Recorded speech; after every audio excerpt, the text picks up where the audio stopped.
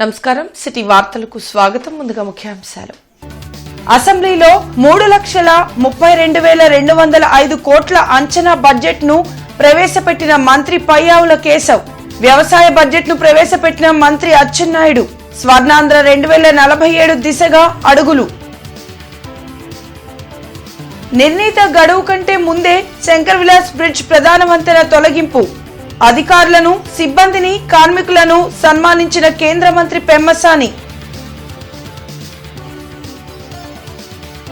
సమృద్ధి పథకం ద్వారా గ్రామాల అభివృద్ధికి చర్యలు. ఈ నెల 22న నారాకోడూరులో పథకం ప్రారంభించనున్నట్లు కేంద్ర మంత్రి పెమ్మసాని వెల్లడి. శంకర్ విలాస్ బ్రిడ్జ్ నిర్మాణ పనులు శరవేగంగా కొనసాగుతున్నాయి. 2027 జూలై కల్లా బ్రిడ్జ్ నిర్మాణంను పూర్తి చేస్తామని కేంద్ర సహాయ మంత్రి పెమ్మసాని చంద్రశేఖర్ తెలిపారు. Shankar Vilas bridge railway portion కూల్చివేత పనులను అనుకున్న సమయం కంటే ముందే కాంట్రాక్టర్లు పూర్తి చేశారు. భారీ క్రేన్లు తెచ్చి ఎలాంటి ఇబ్బందులు లేకుండా కూల్చివేత పనులు నిర్వహించిన కాంట్రాక్టర్ల కృషి మరువలేనిదని పెమ్మసాని అన్నారు. ఈ సందర్భంగా అధికారులు, కాంట్రాక్టర్లను ఆయన అభినందించి సత్కరించారు. రైల్వే డీఆర్ఎం కార్యాలయంలో నిర్వహించిన కార్యక్రమంలో పెమ్మసానితో పాటు డీఆర్ఎం సుధీష్ నసేన్, ఇతర అధికారులు పాల్గొన్నారు. 2027 జూన్ నాటికి శంకర్ విలాస్ ఆర్ఓబీ నిర్మాణంను పూర్తి చేస్తామన్న కేంద్ర సహాయ మంత్రి పెమ్మసాని ఏడాదిలోనే పూర్తవుతుందంటూ సోషల్ మీడియాలో వస్తున్న వార్తలను నమ్మవద్దని సూచించారు. ఈ విధంగా అంటే ఒక కార్యక్రమం చేసేటప్పుడు ఈ జర్నీలో జరిగేటువంటి ఆనందకరమైన విషయాలను కూడా మనం సెలబ్రేట్ చేసుకోవాలి. రెండోది, ఈ కష్టపడిన వాళ్ళు ఎవరైతే అంటే 30 రోజుల్లో చేయాలనుకున్నది 20 రోజులకే దాదాపుగా తీసేస్తారు. ఇంకా చిన్న చిన్నవి ఉన్నాయి, అవి ఒక 1 వీక్లో తీసేస్తారు. అంత ఫాస్ట్గా సేఫ్గా చేశారు కాబట్టి చేసినటువంటి కార్మికులు ఎవరైతే ఉన్నారో, కష్టపడ్డారో వాళ్ళందరినీ గుర్తించి ఇది ఒక కేస్ స్టడీ లాగా, అంటే ఇట్లా చేసిన పరిస్థితి ఎక్కడా లేదు, చేసే విధానం కూడా దీన్ని కూడా ఇంజనీరింగ్ దాంట్లో కేస్ స్టడీ లాగా పెట్టాలనేది రైల్వే అధికారులు చెప్తున్నటువంటి మాట. ఈ విధంగా ఇంత అద్భుతంగా ఇది సక్సెస్ అయినందుకు చాలా ఆనందంగా ఉంది. ఇంకా చాలా ఉంది మనం చేయాల్సిన పని. బట్ అయితే it is a small celebration for all the hard work and for the coordination. ఇప్పుడు రైల్వే అధికారులు కానీ, మన R&B అధికారులు కానీ, అదేవిధంగా ఈ టీము ఎవరైతే కాంట్రాక్టర్స్ వాళ్ళు కానీ, మా టీం కానీ, ఇట్లా అందరూ కోఆర్డినేట్ చేసుకొని ఒక అద్భుతమైన టీం వర్క్కి నిదర్శనంగా ఈరోజు ఈ వర్క్ జరిగింది. కాబట్టి వారందరికీ మనస్ఫూర్తిగా నేను ధన్యవాదాలు తెలుపుతా ఉన్నాను. Complete this entire dismantling of the existing Shankar Vilas ROB in a record time. We had planned for 30 days, but we were able to complete it within almost 20-21 days. So that is a very, very big achievement. In between the fact that so many trains run and not a splinter was thrown away, mistakenly thrown away. So that is an achievement and a learning also for us. And it also tells us how we can really take things forward if all the departments continue. I'm indeed very grateful to all the authorities here, my own team, each, the operating team, the engineering team, and the security, the electrical team, all of them, they breathed this Shankar Vilas for the last 1 month, and that is how we have been able to make it a success. అసెంబ్లీలో 2026-27 వార్షిక budget ను మంత్రి పయ్యావుల కేశవ్ ప్రవేశపెట్టారు. 3,32,205 కోట్లతో వార్షిక budget ను ప్రవేశపెడుతున్నట్లు చెప్పారు. 5 కోట్ల ప్రజల ఆకాంక్షలకు అనుగుణంగా బడ్జెట్ ను రూపొందించినట్లు మంత్రి పయ్యావుల కేశవ్ తెలిపారు. అసెంబ్లీలో 2026-27 వార్షిక బడ్జెట్ ను ఆయన ప్రవేశపెట్టారు. 3,32,205 కోట్లతో బడ్జెట్ ఉండగా రెవెన్యూ వ్యయం 2,56,143 కోట్లు, మూలధన వ్యయం 53,915 కోట్లు, రెవెన్యూ లోటు 22,000 కోట్లు, ద్రవ్యలోటు 75,868 కోట్లుగా ఉందని పేర్కొన్నారు. రాజధాని అమరావతి కోసం 6,000 కోట్లు, తల్లికి వందనంకు 9,668 కోట్లు, మనబడి మన భవిష్యత్తుకు 1,500 కోట్లు, అన్నదాత సుఖీభవకు 6,600 కోట్లు కేటాయించారు. 11,118 కోట్లను వ్యవసాయ శాఖకు, ఉన్నత విద్యకు 2,566 కోట్లు కేటాయింపు జరిగింది. పోలవరంకు 6,105 కోట్ల రూపాయలను ఆర్థిక బడ్జెట్లో పొందుపరిచారు. స్వర్ణాంధ్ర 2047కు అనుగుణంగా బడ్జెట్ను రూపొందించామన్న పయ్యావుల కూటమి ప్రభుత్వం వచ్చాక పెట్టుబడిదారులకు అనుకూల వాతావరణం ఏర్పడిందని వివరించారు.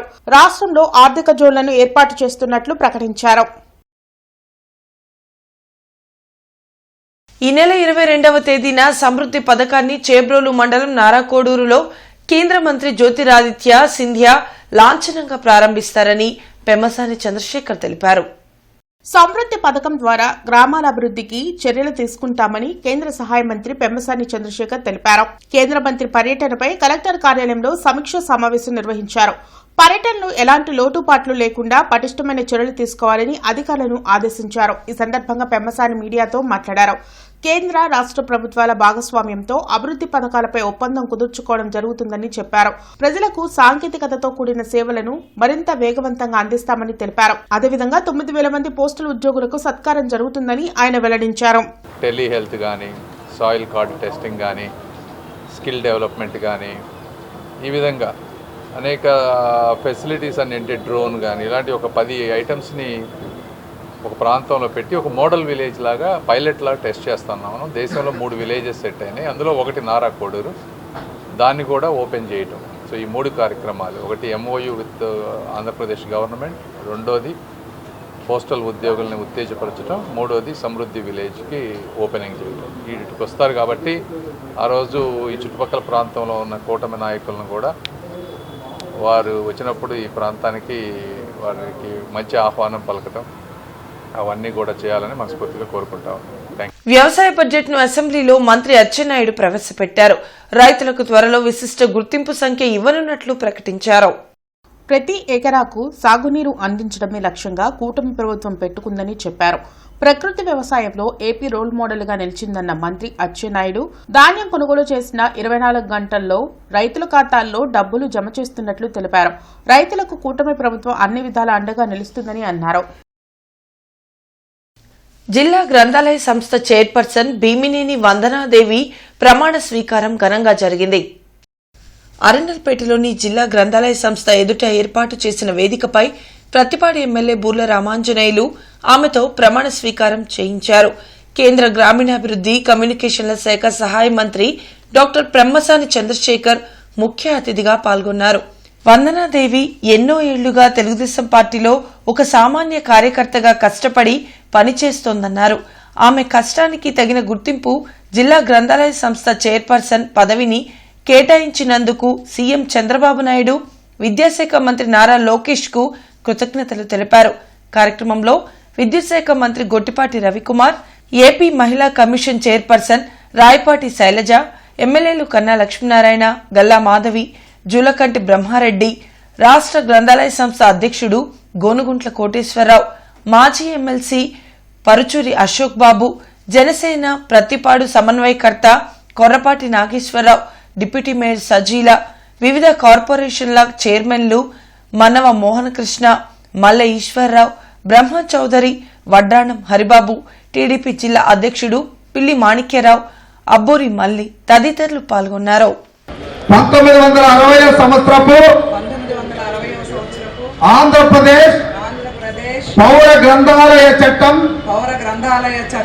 కింద నమోదైన నిబంధన సెక్షన్ 10 సబ్ సెక్షన్ 2(3)లను అనుసరించి ప్రభుత్వ ఆదేశాల ప్రకారం శ్రీమతి భీమనేని వందనాదేవను నేను జిల్లా గ్రంథాలయ సంస్థ గుంటూరు నందు ఉమ్మడి గుంటూరు జిల్లా గ్రంథాలయ సంస్థ చైర్పర్సన్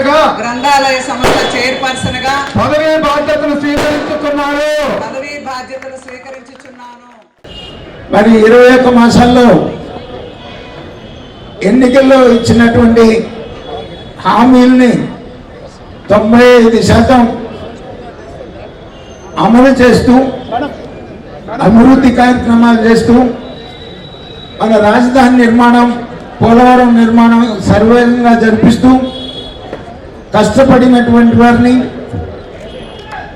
వైసీపీ రాక్షస ప్రభుత్వంలో మరి నష్టపోయినటువంటి వారికి గుర్తింపించి మరి పదవులు ఇచ్చినందుకు చంద్రబాబు నాయుడు గారికి, లోకేష్ గారికి సత్తెనపల్లి నియోజకవర్గం తరఫున హృదయపూర్వకంగా ధన్యవాదాలు తెలియజేస్తూ రోజు అమరావతిలో 150 కోట్ల రూపాయలతో ప్రపంచ స్థాయి గ్రంథాలయాన్ని అమరావతిలో నిర్మించబోతా ఉన్నారు నారా చంద్రబాబు నాయుడు గారు. అదేవిధంగా మంగళగిరిలో నారా లోకేష్ గారు ఆల్రెడీ ఈ వచ్చిన 1.5 సంవత్సరంలో మోడల్ లైబ్రరీ చేశారు. అదేవిధంగా ఈ రోజు కూడా మీకు చెప్తా ఉన్నాం, ఇక్కడ రీజనల్ లైబ్రరీ ఉంది, స్టేట్ లో 3 ఉంటాయి. ఈ 3 ఒక గుంటూరులో ఒక రీజనల్ లైబ్రరీ ఉంది. దీన్ని కూడా దాదాపు 10 నుంచి 12 కోట్ల రూపాయలతో సిసిఎల్ రాజేంద్ర ప్రసాద్ గారు దత్తత తీసుకుంటున్నారు. డిజైన్లు చేపిస్తా ఉన్నాం మేము. ఇప్పుడు త్వరలో అది కూడా శంకుస్థాపన జరిగి ఒక అద్భుతమైన గ్రంథాలయం గుంటూరు నడిబొడ్డున రాబోతుంది అని కూడా మీ అందరికి నేను తెలియజేసుకుంటా ఉన్నాను. జిల్లా గ్రంథాలయ సంస్థ చైర్పర్సన్ గా బాధ్యతలు స్వీకరిస్తున్న వందనాదేవిని మంత్రి గొట్టిపాటి రవికుమార్ అభినందించారు. అరండల్పేటలోని జిల్లా గ్రంథాలయంలో వందనాదేవిని కలిసి పుష్పగుచ్చాలతో గొట్టిపాటి రవికుమార్ అభినందనలు తెలిపారు. కార్యక్రమంలో ఎమ్మెల్యే ముక్కు ఉగ్ర నరసింహారెడ్డి, టీడీపీ నేత మల్లి, ఇతర నేతలు పాల్గొన్నారు.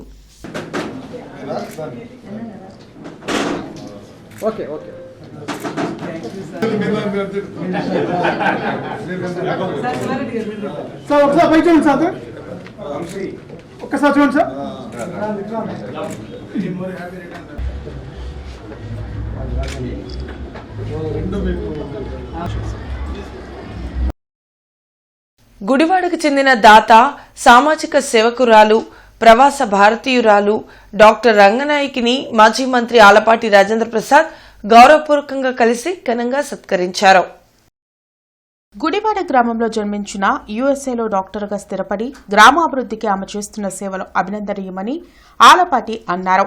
గుడివాడలో తండ్రి స్వగ్రామంలో గ్రంథాలయాన్ని నెలకొల్పి బస్ షెల్టర్లు నిర్మించి రైతుల కోసం కాలువపై బ్రిడ్జి నిర్మాణానికి ఎన్ఆర్ఐ కాంట్రిబ్యూషన్స్ చెల్లించి అగ్ని ప్రమాదంలో సర్వస్వం కోల్పోయిన 100 మంది బాధితులకు విద్యుత్ పరికరాలు ఉచితంగా అందించారన్నారు. నేడు 25 లక్షలతో సామాజికంగా భవన నిర్మాణం పూర్తిగా భరించి పూర్తి చేయడం ముందు కూడా గ్రామస్తులకు ఉపయోగపడే ఏ పనికైనా సహాయం చేస్తానని భరోసా ఇచ్చినందుకు రంగనాయకి దాతృత్వాన్ని కొనియాడారు. గుడివాడ పుట్టిన ఊరు, పుట్టిన గ్రామంలో మా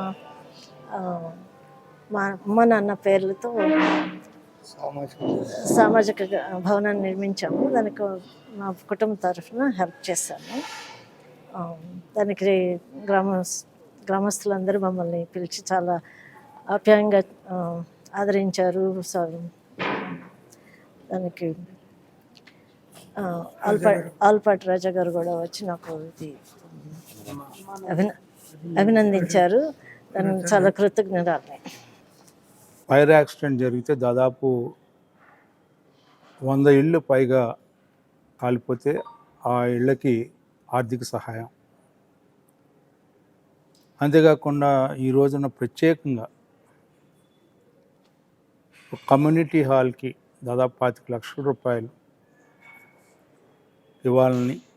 ఇవ్వటం జరిగింది. అంటే ఇక్కడ ఆ కుటుంబం, ఆ గ్రామానికి ఉన్నటువంటి సంబంధం. వారు ఇక్కడి నుంచి విదేశాలకు వెళ్ళి స్థిరపడిన ఇక్కడ వాళ్ళని, తను పుట్టిన గ్రామాన్ని, తన వాళ్ళని, ఒక రకంగా చెప్పాలంటే ఆ కుటుంబంలో కొద్ది మంది మాత్రం ఆ గ్రామాల్లో ఉన్నారు. అయినప్పటికీ కూడా ఆ గ్రామం మీద ఉన్న మమకారం, ఆ గ్రామంతో ఉన్నటువంటి బాంధవ్యం, ఆ గ్రామంతో ఉన్నటువంటి అనుబంధం, వీళ్ళన్నిటికీ ఆ తీపి గుర్తులుగా ఈ సహాయం ఉండాలి అనే భావన ఆమె కలగటం అనేది నిజంగా ధన్యజీవి అని చెప్పి మనం చెప్పుకోవాల్సినటువంటి అవసరం. మెడికల్ మాఫియా ఆగడాలను అరికట్టాలని డిమాండ్ చేస్తూ గుంటూరులో ఆందోళన జరిగింది. సిపిఐ ఆధ్వర్యంలో శనివారం కలెక్టర్ కార్యాలయం వద్ద ధర్నా నిర్వహించి నిరసన వ్యక్తం చేశారు. ఈ సందర్భంగా సిపిఐ నేతలు ముప్పాల నాగేశ్వరరావు, జంగాల అజయ్ కుమార్, కోటా మాల్యాద్రి మీడియాతో మాట్లాడారు. ప్రజల ఆరోగ్య సమస్యలను ఆసరాగా తీసుకుని మెడికల్ మాఫియా విచ్చలవిడిగా దోపిడీ చేస్తుందని ఆరోపించారు. మెడికల్ మాఫియా ఆగడాలను అరికట్టేందుకు ప్రభుత్వం వెంటనే చర్యలు తీసుకోవాలని డిమాండ్ చేశారు. మెడికల్ కాలేజీల ప్రైవేటీకరణ ప్రక్రియను ఆపాలని కోరారు. అదేవిధంగా మెడికల్ మాఫియా దోపిడీకి అడ్డుకట్ట వేసేందుకు నిరంతరం పోరాటాలు కొనసాగిస్తామన్నారు. ప్రజారోగ్యం అనేది ప్రభుత్వాలకి ప్రథమ బాధ్యత. ప్రభుత్వ రంగ వైద్యశాలని, ప్రభుత్వ రంగ హాస్పిటల్స్ని అభివృద్ధి పరిచే విధంగా ఉండాలి తప్ప వైద్యాన్ని, విద్యని కార్పొరేట్లకు అప్పచెప్పి చేతులు దులుపుకునే పరిస్థితిలో ప్రభుత్వాలు ఉండకూడదు. ఇది ఆరంభం మాత్రమే. రానున్న రోజుల్లో ఈ అడ్డగోలు వైద్యానికి వ్యతిరేకంగా, ఈ డ్రగ్స్ మాఫియాకి వ్యతిరేకంగా సిపిఐ భారీ పోరాటాలని నిర్వహించి ప్రజల పక్షాన పోరాడి ఈ మాఫియాను అరికట్టడానికి ప్రయత్నం చేస్తామని ప్రభుత్వాన్ని హెచ్చరిస్తున్నాం. తూర్పు ఎమ్మెల్యే నసీర్ అహ్మద్ జన్మదిన వేడుకలు ఆయన కార్యాలయంలో ఘనంగా జరిగాయి. ఈ సందర్భంగా ఏర్పాటు చేసిన ఎమ్మెల్యే నసీర్ జన్మదిన కేక్ను టీడీపీ రాష్ట్ర నాయకులు జాగర్లమూడి శ్రీనివాసరావు, కార్పొరేటర్ పోతురాజు సమత, మైనార్టీ నాయకులు పఠాన్ జమీర్, పాతగుంటూరు శివాలయం చైర్మన్ గాలి సతీష్ కట్ చేసి పార్టీ శ్రేణులతో ఆనందాన్ని పంచుకున్నారు. ఈ సందర్భంగా వారు మాట్లాడుతూ ఎమ్మెల్యే మహమ్మద్ నసీర్కు జన్మదిన శుభాకాంక్షలు తెలిపారు. ఎమ్మెల్యే నసీర్ అహ్మద్ ఆధ్వర్యంలో గుంటూరు తూర్పు నియోజకవర్గం ప్రగతి పథంలోకి దూసుకుపోతుందని వివరించారు. అనేక అభివృద్ది పనులు శరవేగంగా కొనసాగుతున్నాయని పేర్కొన్నారు. ఈ కార్యక్రమంలో టీడీపీ నాయకులు చల్లా చిన ఆంజనేయ ప్రసాద్ తదితరులు పాల్గొన్నారు. బృందావన్ గార్డెన్ శ్రీ వెంకటేశ్వర స్వామి ఆలయ ప్రాంగణంలోని అన్నమయ్య కళావేదికపై కేఆర్కే ఈవెంట్స్ నిర్వహణలో డాక్టర్ కాసరనేని సదాశివరావు కళా సమితి 14వ నాటకోత్సవాలు ముగిశాయి. ఈ సందర్భంగా జరిగిన సభలో మాజీ మంత్రి గౌతు శ్యామ్ సుందర్ శివాజీని డాక్టర్ కాసరనేని సదాశివరావు ఆత్మీయ పురస్కారంతో ఘనంగా సత్కరించారు. కార్యక్రమంలో సంస్థ chairman doctor Erra Nageswararao, Palasa MLA Gouthu Sirisha, doctor Ramapala, doctor Ushabala, doctor Pathuri Kiran Chowdary పాల్గొన్నారు. కన్వీనర్ రామకృష్ణ ప్రసాద్ కాట్రకడ్డ పాల్గొన్నారు. ఆంధ్ర రాష్ట్రం ఏర్పడి తీరుతుంది అని నాన్నగారు చెప్పారు. అది కూడా జరిగింది. మరి తలవని తలపుగా కూడా ఇప్పుడు చంద్రబాబు నాయుడు గారు మిగిలిన పెద్దలందరి సహకారంతో ఆ విజయవాడ గుంటూరు మధ్యలో రాజధాని ఏర్పడడం కూడా కాకతాళమైన అది ప్రతిపాదించింది నాన్నగారు. ఆనాడు ఉమ్మడి రాష్ట్రం ఏర్పడినప్పుడు కూడా ఒకసారి తెలియజెప్పగలిచారు. ఇటువంటి మళ్ళీ వచ్చినప్పుడు నాన్నగారు సంక్షిప్తంగా కొన్ని ఉన్నాయి. పెద్దలందరికీ తెలిసిన యువకులకి కొంతమందికి తెలియాల్సిన అవసరం ఉంది. మాజీ మంత్రి దామోదరం సంజీవయ్య 105వ జయంతి కార్యక్రమం ఘనంగా జరిగింది. గుంటూరు జిల్లా అధ్యక్షులు ఎన్ఎం సుధీర్బాబు ఆధ్వర్యంలో ఈ కార్యక్రమం జరిగింది. ఈ సందర్భంగా ఆయన మాట్లాడుతూ దేశానికి, రాష్ట్రానికి ముఖ్యమంత్రిగా, కేంద్ర మంత్రిగా వారు చేసిన అభివృద్ది కార్యక్రమాలను కొనియాడారు. అతి చిన్న వయసులోనే ముఖ్యమంత్రి అయి చరిత్ర సృష్టించారని అన్నారు. భారతదేశంలో ప్రథమ దళిత ముఖ్యమంత్రిగా, ప్రథమ ఏఐసిసి అధ్యక్షుడిగా పేరు సంపాదించాడని, దేశంలోనే వృద్ధాప్య పెన్షన్ అమలు చేసిన మహనీయుడు దామోదరం సంజీవయ్య అని ప్రశంసించారు. ఈ కార్యక్రమంలో పార్టీ క్రమశిక్షణా కమిటీ చైర్మన్ ఈశ్వరరావు ముఖ్య అతిథిగా విచ్చేశారు. పీసీసీ ప్రధాన కార్యదర్శి గడ్డం పాల్, నగర అధ్యక్షులు ఖలీల్, జాన్బాబు తదితరులు పాల్గొన్నారు. సింహాద్రి గారు అని చెప్పని సర్వీస్ మెంబర్ గారి దగ్గరికి ఉద్యోగం కోసం ఉద్యోగ నిమిత్తం వెళ్ళారు. నీకెందుకు ఉద్యోగం, రాజకీయాల్లో నీకు అసెంబ్లీ సీట్ ఇప్పిస్తా అని చెప్పి వారు చెప్పడం, దామోదరం సంజయ్ గారు ఇప్పుడు ఆరోగ్యం బాగోకపోయినా ఏఐసిసి ప్రెసిడెంట్గా ఉండటం, వారికి ఉన్న సంబంధంతో కేపీ నరసప్ప గారిని, మూర్తిరాజు గారిని, ఇద్దరిని మంత్రులు నాకు అప్పచెప్పి ఢిల్లీకి పంపించారు. అక్కడ ఢిల్లీలో వారిని కలిసి వారు ఆరోగ్యం బాగోపోయినా కూడా ఏఐసిసి ప్రెసిడెంట్గా ఆ మీటింగ్ ప్రెసిడెంట్ చేయడానికి రావడం జరిగింది. వారితో కూడా కారులో వచ్చాం. ఆన్లైన్ ద్వారా 10th క్లాస్ సిబిఎస్ఈ పరీక్షలకు అందించిన పీడబ్ల్యూ విద్యాపీఠ ఇక నుండి ఆన్లైన్లో కూడా అందుబాటులోకి తెస్తున్నట్లు విద్యాపీఠ డైరెక్టర్లు సుధాకర్ రెడ్డి, సెంటర్ హెడ్ ద్వారకాసాయి తెలిపారు. విజయవాడ సెంటర్, బెంజ్ సర్కిల్ వద్ద, పోరంకి దగ్గర మొత్తం 3 క్యాంపస్లు నిర్వహిస్తున్నట్లు వెల్లడించారు. 10th class CBSE final board పరీక్షలు వ్రాస్తున్న వారికి శుభాకాంక్షలు తెలిపారు. పీడబ్ల్యూ విద్యాపీఠ అందిస్తున్న కోర్సుల వివరాలను వారు మీడియాకు వెల్లడించారు. అనే విద్యాసంస్థ 2026-27 విద్యా సంవత్సరానికి గాను విజయవాడలో బెంజ్ సర్కిల్లో మా డే స్కాలర్ క్యాంపస్, అలాగే పోరంకిలో హాస్టల్ క్యాంపస్. ఈ డే స్కాలర్ క్యాంపస్ కానీ హాస్టల్ క్యాంపస్ కానీ వివిధ జిల్లాల నుంచి మాకు అడ్మిషన్స్ పాయింట్ ఆఫ్ వ్యూలో అనూహ్య స్పందన ఉంది. అట్లాగే రేపు 17వ తారీఖు నుంచి జరగబోయే సిబిఎస్ఈ ఎగ్జామినేషన్స్ కానీ ఐసిఎస్ఈ ఎగ్జామినేషన్స్ కానీ విద్యార్థులకు సంబంధించి ఎటువంటి అకాడమిక్ డౌట్స్ ఉన్నా కానీ, వాళ్ళకి ఏదైనా మెటీరియల్ కావాల్సినా కానీ మమ్మల్ని గుంటూరు ఐసీ సెంటర్లో అలాగే విజయవాడ గురునానక్ కాలనీలో ఉన్న ఐసీ సెంటర్లో కానీ పోరంకిలో ఉన్న మా హాస్టల్ క్యాంపస్లో కానీ సంప్రదిస్తే వాళ్ళకి మెటీరియల్ కూడా మేము ఫ్రీగా సప్లై చేయడం జరుగుతుంది. నంబూరు దశావతార్ ఆలయం దగ్గరలో నిర్వహించే శివోహం కార్యక్రమంలో నేడు సీఎం చంద్రబాబు నాయుడు పర్యటించనున్న దృష్ట్యా ఎస్పీ వకుల్ జిందాల్తో కలిసి కలెక్టర్ తమీం అన్సారియా ఏర్పాట్లను పరిశీలించారు. దాదాపు 8,000 మంది శివోహం కార్యక్రమంలో పాల్గొంటున్నారని నిర్వాహకులు తెలిపారు. దీనిపై స్పందిస్తూ పూర్తి స్థాయిలో బందోబస్తు ఏర్పాట్లు చేయాలని జిల్లా కలెక్టర్ తమీం అన్సారియా సూచించారు. వైద్య శిబిరాలు ఏర్పాటు చేయాలని, అంబులెన్స్లు సిద్ధంగా ఉంచాలని వైద్య శాఖను ఆదేశించారు. ఈ కార్యక్రమంలో అదనపు SP ATV Ravikumar, DSP Muralikrishna, deputy collector Srinivas, జిల్లా వైద్య ఆరోగ్య శాఖ అధికారి కె విజయలక్ష్మి, సంబంధిత అధికారులు పాల్గొన్నారు. ఇవి ఇప్పటి వరకున్న అప్డేట్స్. మరిన్ని అప్డేట్స్తో మళ్ళీ కలుద్దాం. అంతవరకు సెలవు. నమస్కారం.